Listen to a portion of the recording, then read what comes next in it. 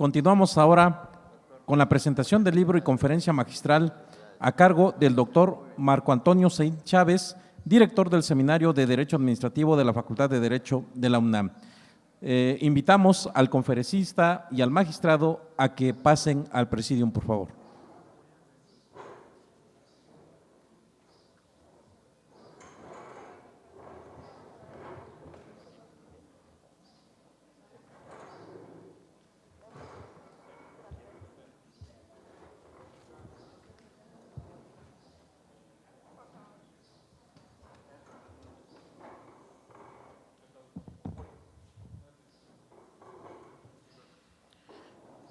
Para esta conferencia magistral nos acompañan el doctor Marco Antonio Said Chávez, director del Seminario de Derecho Administrativo de la Facultad de Derecho de la Universidad Nacional Autónoma de México, y el doctor Jorge Abdo Francis, magistrado presidente del Tribunal de Justicia Administrativa del Estado de Tabasco.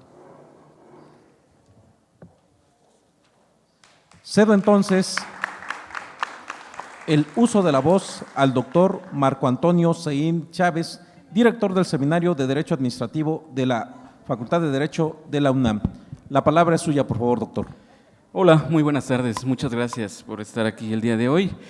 Estoy muy contento de estar hoy aquí con mi amiga, la presidenta de la asociación, la maestra García Morón. Por supuesto, también agradecer al magistrado Manuel Velasco por su hospitalidad, su anfitrionía, que ha sido un gran evento el del día de hoy. También agradecer al magistrado presidente del Tribunal de Justicia Administrativa de la Ciudad de México y vicepresidente de la asociación, el doctor Jesús Anlén, quien además es un destacado académico de la Facultad de Derecho. De igual manera al magistrado Pedro García por siempre su amabilidad y siempre toda la ayuda en para llevar a buen fin este evento, y además por su amistad con la cual me distingue. Desde luego a mi amigo el magistrado Jorge Abdo, quien es mi amigo desde hace muchos años, somos paisanos, somos tabasqueños ambos, y que además es una persona muy destacada en la vida pública de nuestro estado, que ha ocupado cargos importantísimos y que además tiene una solvencia académica muy destacable. De igual manera, quiero agradecer y además externar mi pesar porque hoy no esté aquí mi amiga, mi gran amiga, la magistrada Divi Álvarez, quien además debo recalcar, fue mi primer contacto con la asociación, y me pesa mucho que el día de hoy no esté, pero le mando un saludo si es que nos está escuchando todavía. Ah, bueno, entonces un saludo, magistrada.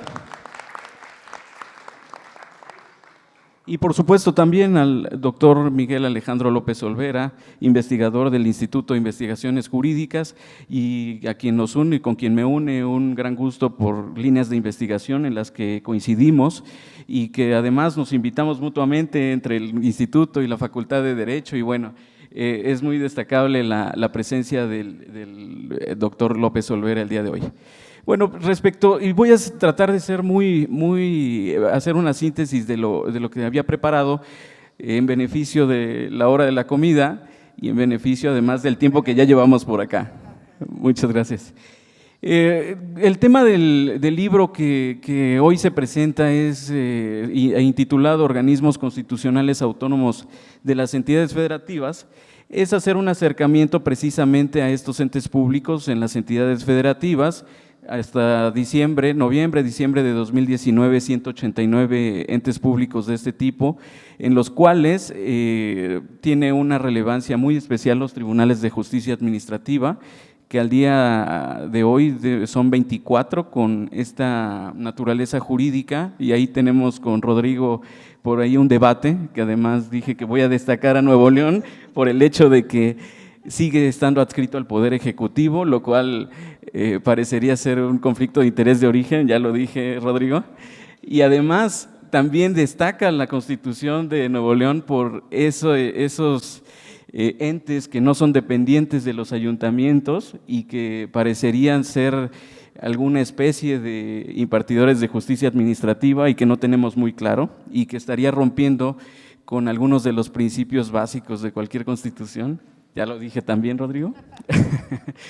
Y bueno, es un acercamiento a los organismos autónomos de las entidades federativas, porque como parte de una, como originario de una que es Tabasco y que además amo mucho, soy un fiel creyente del federalismo y de que en las entidades federativas muchas veces encontramos muchos principios y mucha creatividad en legisladoras, en legisladores, en los juristas de cada uno de ellos, y que podemos tomar como modelo para también los entes públicos federales o nacionales. Hoy tenemos también 9 organismos constitucionales autónomos, nacionales o federales, y podemos destacar algunas cosas de las entidades federativas. Se me ocurre en este momento, en el estado de Guerrero, que se tiene elevado a rango constitucional el servicio civil de carrera para los organismos constitucionales autónomos, que seguramente es una buena idea y esperemos que se esté implementando debidamente. Tenemos que en 16 constituciones de las entidades federativas se tiene ya un capítulo o un título creado ex profeso para regular a los organismos constitucionales autónomos. Con eso, terminando con aquel debate que hoy seguimos teniendo y que ya se ha apuntado el día de hoy, de cuáles son los organismos constitucionales autónomos. En el caso federal o nacional, es muy claro que tenemos a 9, pero sigue habiendo voces que consideran, por ejemplo, los tribunales agrarios o al Tribunal Federal de Justicia Administrativa, organismos constitucionales autónomos cuando no lo son. También debemos destacar, y ahí en el libro se señala, que en muchas constituciones se dice que la universidad pública autónoma de la entidad, en las que tienen una o en algunas que tienen 2, son organismos constitucionales autónomos, cuando es muy claro que no, por 2 razones primordiales. Una, porque la Constitución Política de los Estados Unidos Mexicanos, en su artículo 3º, reconocen a la autonomía universitaria, pero no la otorga, a diferencia del organismo constitucional autónomo, que debe el otorgamiento de esa autonomía a la propia Constitución Política de los Estados Unidos Mexicanos o a la Constitución local respectiva y a veces a sus leyes orgánicas.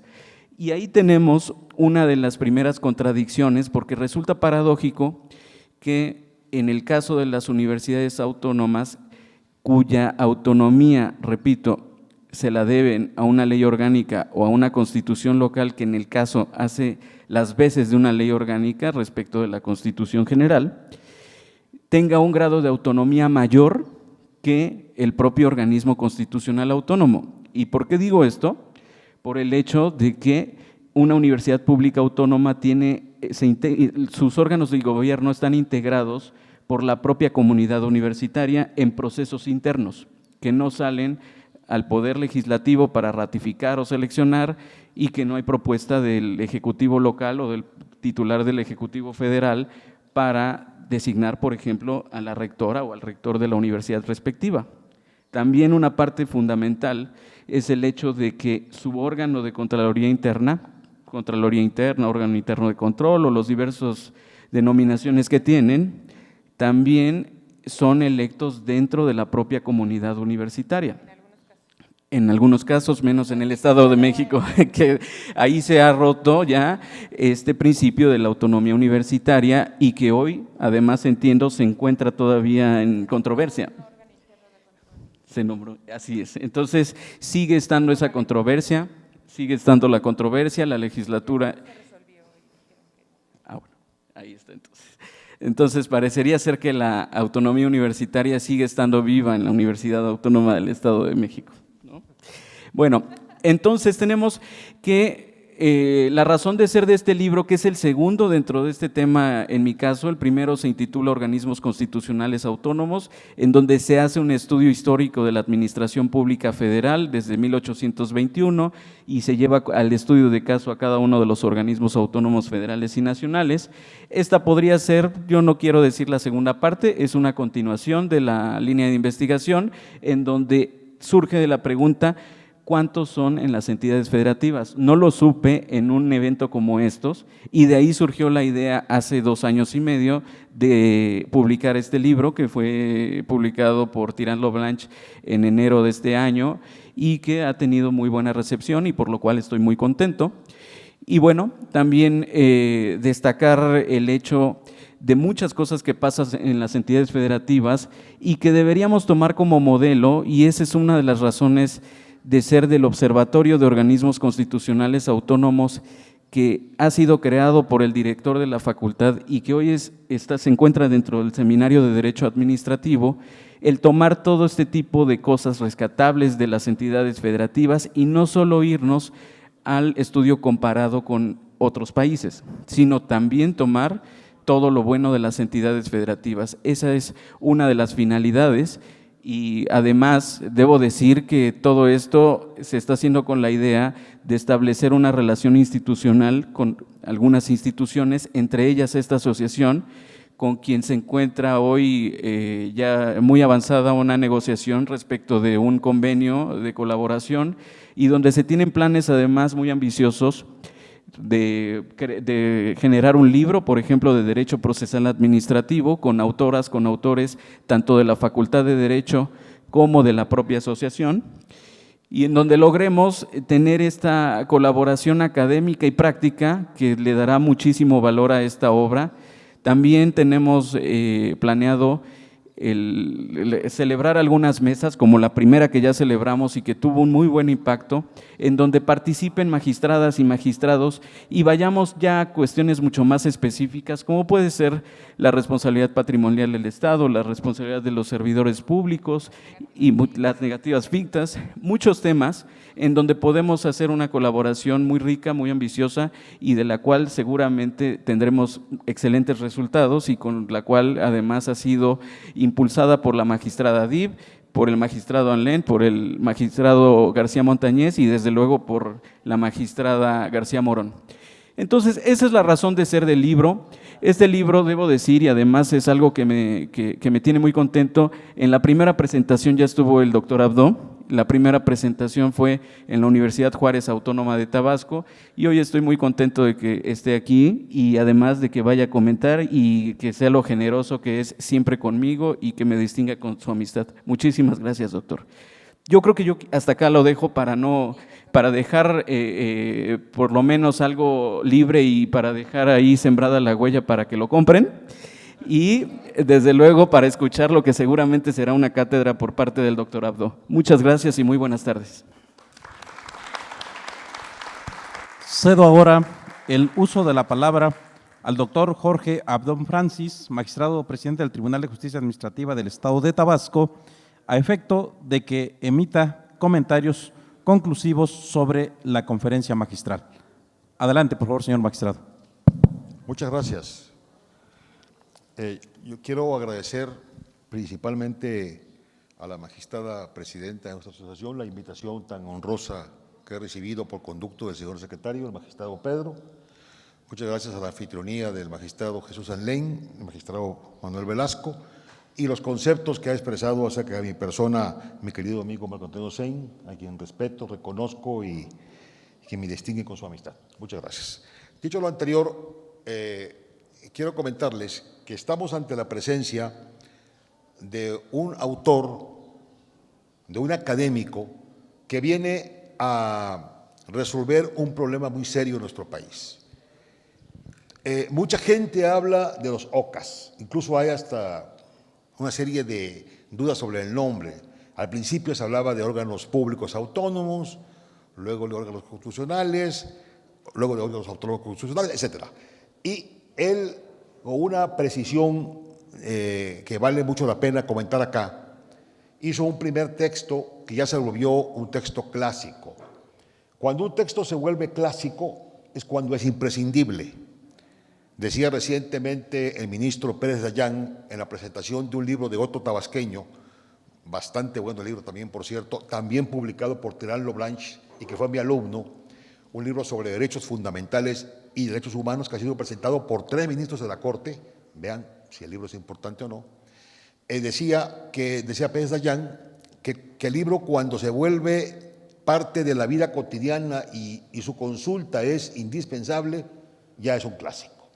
Y el primer texto del doctor Sein, originario de una población llamada Huimanguillo, en el estado de Tabasco, una entidad que ha dado mucho de hablar en los últimos años y en los últimos días, y que tiene pues una presencia muy importante en el país, ¿verdad? Este primer texto se llama Organismos Constitucionales Autónomos, órganos, y explica de manera puntual su origen, su evolución.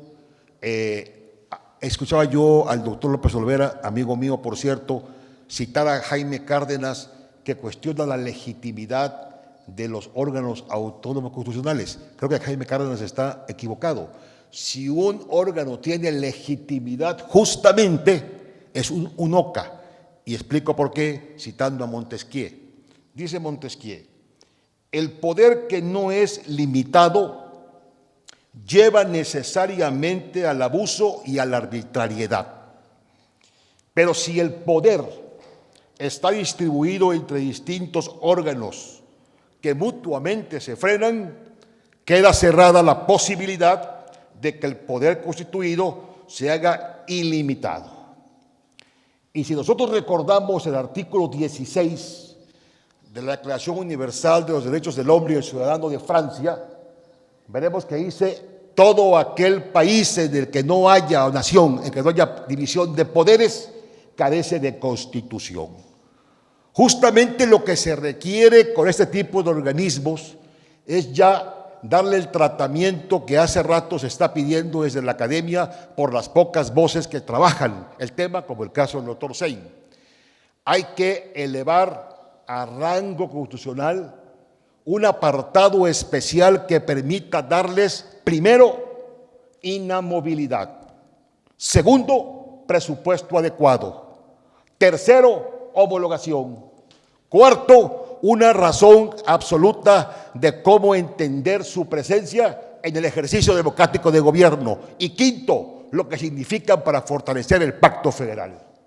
En la medida en que los 189 OCAs locales, más o menos, podemos discutir el número, pero hablemos de ese número en particular, se constituyan con la fortaleza necesaria, en esa medida le estamos dando a la República el sentido que tiene, y al federalismo le estamos encontrando el destino luminoso que este país necesita.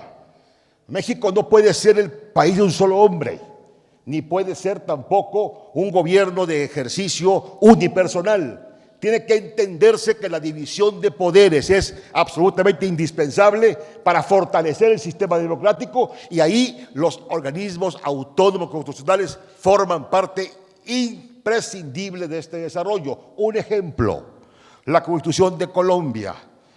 Vean de qué manera ha resuelto Colombia este tema, puntualmente considerado desde el punto de vista académico, que me parece que es lo que debíamos estar discutiendo, y no si desaparece o no. Dice el artículo 113 de la Constitución de Colombia: son ramas del poder público. Desde luego es una interpretación extraordinaria esto de ramas, porque esto de división de poderes también ya a veces se presta a malos entendidos. Ramas del poder público: la legislativa, la ejecutiva y la judicial. Hasta ahí normal. ¿Por qué la cita? La cita es por lo siguiente: los diferentes órganos, además, dice, de los órganos que las integran, existen otros. Artículo 113 de la Constitución de Colombia: autónomos e independientes para el cumplimiento de las demás funciones del Estado. Y aquí la idea que hoy esbozaba el gobernador Murat cuando hablaba de la colaboración, remata el artículo 113. Los diferentes órganos del Estado tienen funciones separadas, pero colaboran armónicamente para realizar sus fines. En consecuencia, la discusión hoy no es si desaparecen, si funcionan, si sirven, si son necesarios para la vida pública del país este tipo de organismos, sino cómo los vamos a fortalecer. Y si nosotros revisamos el libro que en particular se presenta hoy, que era la misión original que se me ha conferido, aparte de comentar algunas cuestiones que ya ha dicho el doctor Sein, el libro se llama Organismos Constitucionales Autónomos en las Entidades Federativas. Tienen que revisarlo, porque es un trabajo acucioso, profundo, metódico, académico, didáctico, de cómo se encuentra en cada entidad federativa este tema. Van a llevarse sorpresas, Por ejemplo, ya señalaba el doctor Sey en el caso de Nuevo León, en donde hay alguna discrepancia entre lo que considera el magistrado Rodrigo en relación con Nuevo León y lo que el doctor Sey apunta en su texto. Y van a encontrarse que en todo el país hay organismos autónomos constitucionales, en todo el país, pero no todos tienen las mismas formas de creación, las mismas formas de inserción en la sociedad, las mismas formas de ser protegidos o la misma forma de defensa. Pero hay un asunto que al leer ustedes el libro encontrarán. El conjunto del presupuesto público que manejan los OCA ya en muchos casos supera al Poder Legislativo y está en vías de acercarse al Poder Judicial. Entonces, bueno,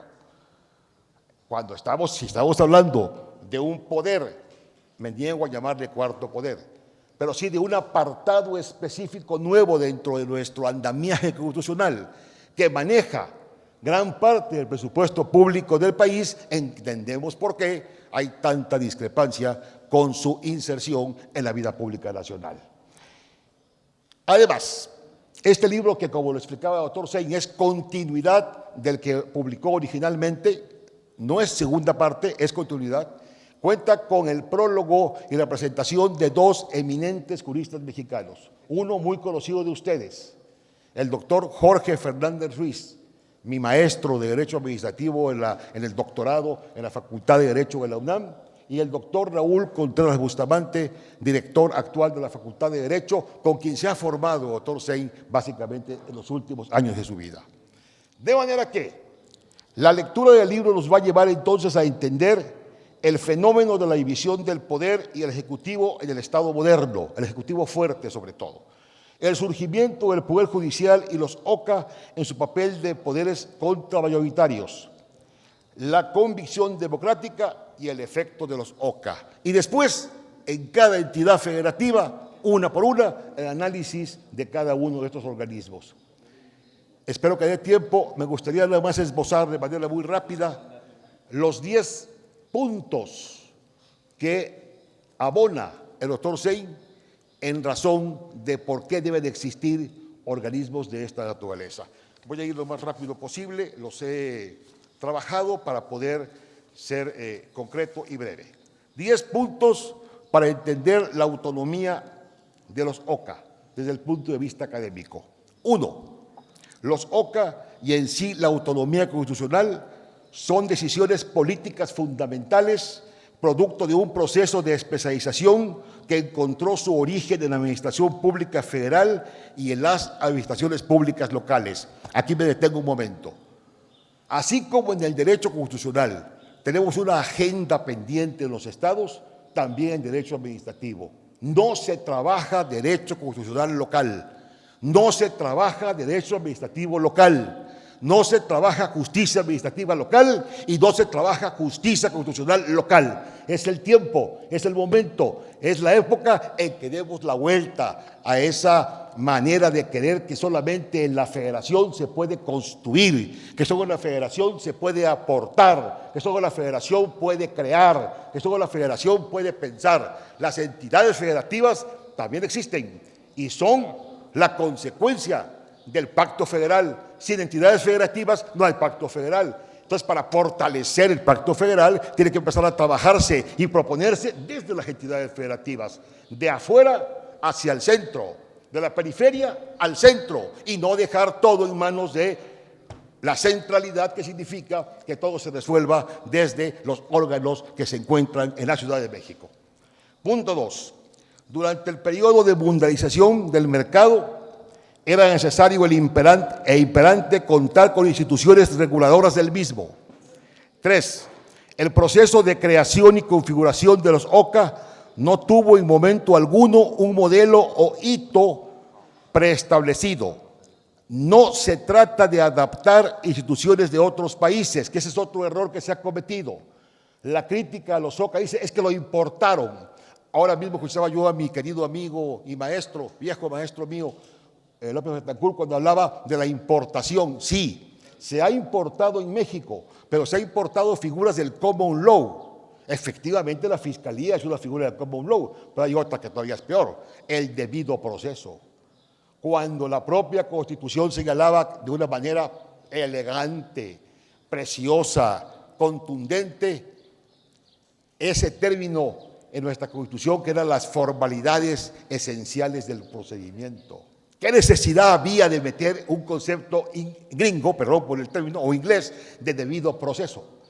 Si nosotros habíamos resuelto en nuestra Constitución que las formalidades esenciales del procedimiento son indispensables para dos principios que se han perdido en el andamiaje de tanta importación que hemos tenido: el principio de seguridad jurídica y el principio de legalidad.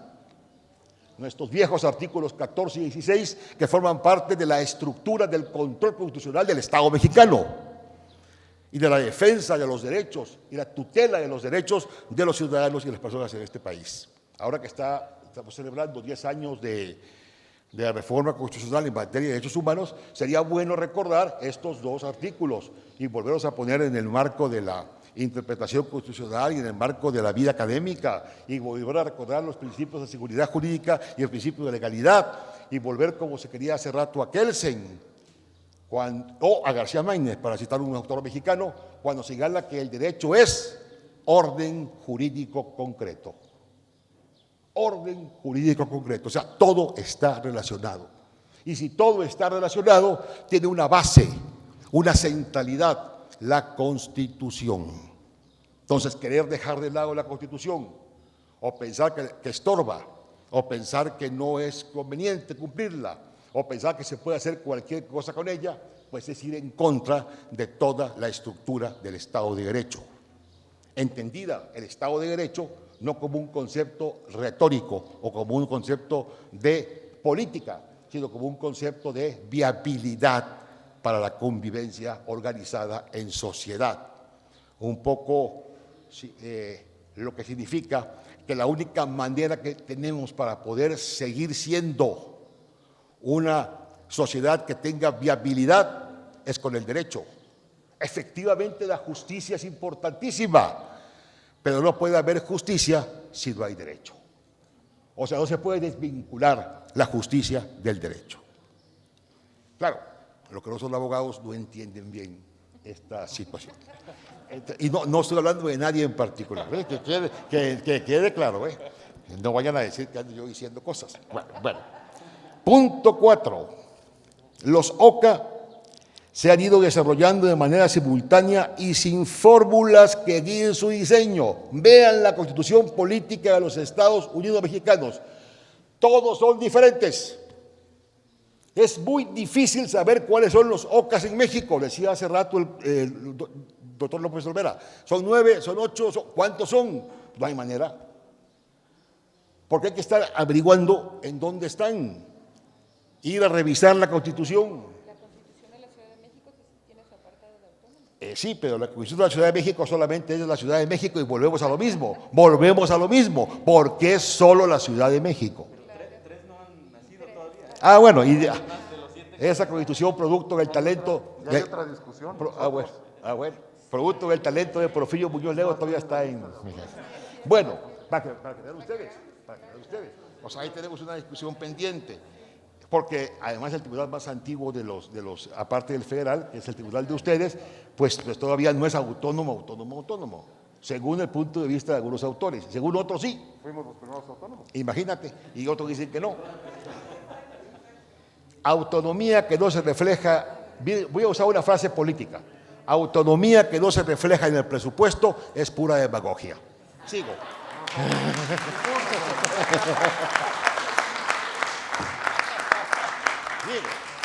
O como dicen de la costa, son cuentos de pescadores que arrulla el mar. Siguiendo la canción de Lara, ¿no? Bueno, muy bien. Es de mayor dificultad, dice el doctor Sein, teorizar y diseñar modelos de fenómenos que evolucionan acelerada y a veces anárquicamente. Yo le quitaría el a veces. Todos han evolucionado anárquicamente. Es un verdadero enredo. Punto 5. En estos más de 25 años desde que el Banco de México obtuvo su autonomía constitucional, que por cierto, otro día dijeron que tenía 80 años, no, autonomía 25 años solamente. Alguien tiene que pasarle tarjetas a las personas que hablan, porque digo, para que no caigamos pues en estas imprecisiones técnicas. O mejor que no hablen. En esto, de estos temas. En estos más de 25 años de que el Banco de México obtuvo su autonomía constitucional, la consolidación de los OCA en el sistema normativo mexicano se ha visto dificultada por la insuficiencia teórica, decía yo, no hay libros sobre, hay algunos pues, pero hoy vimos dos, y la presencia permanente de argumentos en su contra, que han cobrado relevancia políticamente. 6. Con el paso del tiempo, las determinaciones que son vinculantes y que son realizadas por parte de algunos OCA se han convertido, y esto es muy importante y no se ha visto, en una fuente formal del derecho mexicano. O sea, ya sus resoluciones también son fuente del derecho. Hay una parte específica que el doctor Sein analiza a la luz de un tema de teléfonos de México que yo les invito para que compren el libro, a que lo lean, porque sí está muy interesante la forma en que él aborda y cómo se convierte en fuente del derecho, una nueva fuente del derecho, lo que estos tribunales hacen. Digo, estos órganos hacen.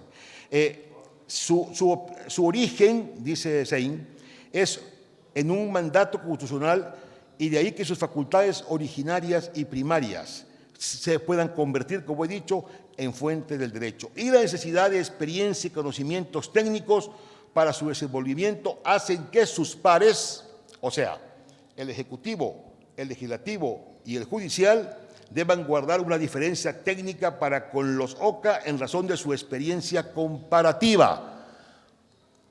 O sea, ningún OCA debe pertenecer al Poder Judicial. Por ejemplo, es un grave error que Chiapas y ahora, y de siempre el Estado de Hidalgo, el Tribunal de Justicia Administrativa, y está la explicación muy concreta aquí en el libro de Sein, pertenezcan al Poder Judicial. Es absolutamente absurdo. Sobre todo el caso de Chiapas. Es el único caso de involución del derecho administrativo que yo he conocido en el mundo. O sea, en vez de evolucionar, involucionaron. O sea, es increíble, increíble. Pero además, si ustedes leen la exposición de motivos de la reforma que impulsó, fue mi compañero de doctorado, de modo, mi amigo y compañero de doctorado, Rutilo Escandón Cadenas, gobernador, y está casado con una tabasqueña, muy importante. Y si ustedes leen la exposición de motivos, dice que porque el Tribunal de Justicia Administrativa no sirve, en pocas palabras.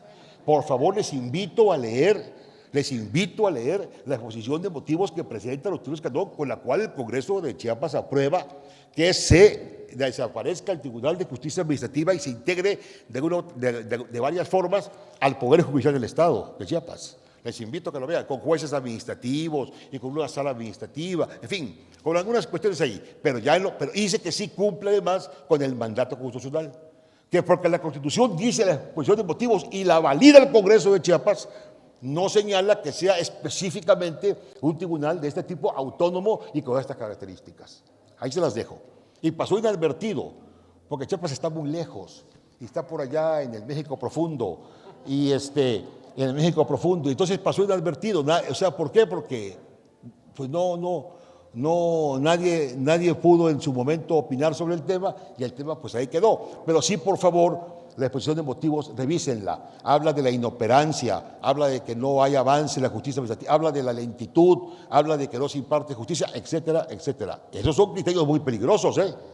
Esos criterios se quedaron ahí, pero si hubieran permeado o hubieran pasado a otro nivel, quién sabe qué hubiera pasado con otras cuestiones. Y cuando estamos hablando nosotros de ir a juicios digitales, de ir a una consolidación de autonomía, vemos un gobernador que va para atrás, bueno, pues sí tenemos que tomar alerta.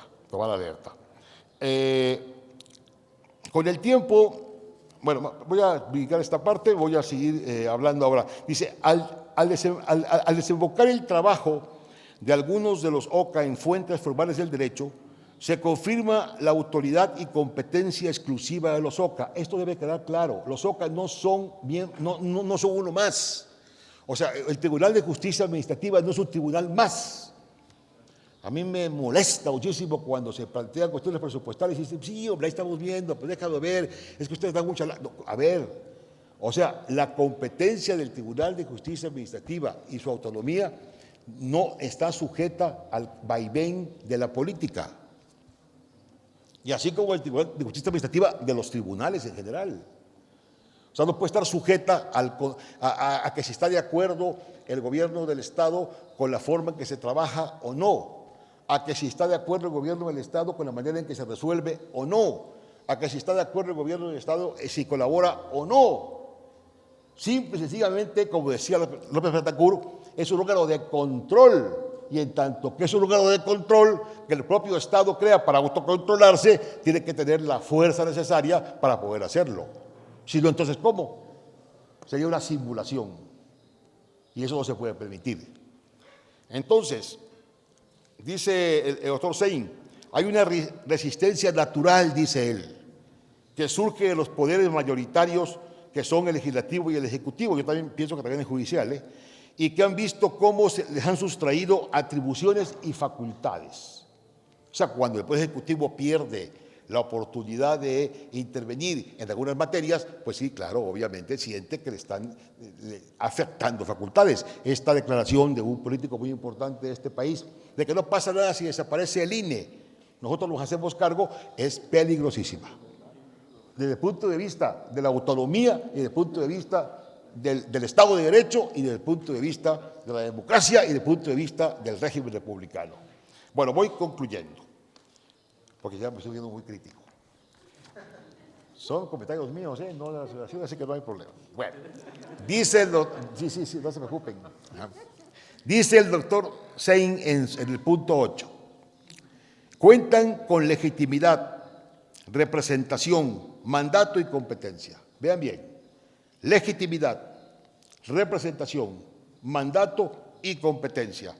Y su trabajo puede alimentar el derecho como una de sus fuentes, ya que el alcance y la capacidad de su producción normativa puede derivar en un país distinto. Es decir, los OCA pueden apoyar la idea que tenemos todos de que este sea un país mejor, consolidar los organismos constitucionales autónomos en el país, pero sobre todo en las entidades federativas, sería muy importante para que México realmente entrara en una dinámica distinta. Decía Platón, y lo traigo ahora, no hay hombre que revestido de un poder absoluto para disponer de todos los asuntos humanos, no sea víctima de la soberbia y la injusticia. No podemos permitirlo. La dignidad forma parte de la autonomía y la defensa de los OCA. Muchas gracias, muy buenas tardes. Muchísimas gracias, doctor. Ahora corresponde la entrega de un reconocimiento por el magistrado Carlos Rodolfo Montero Vázquez, presidente del Tribunal de Baja California, al doctor Marco Antonio Sein Chávez.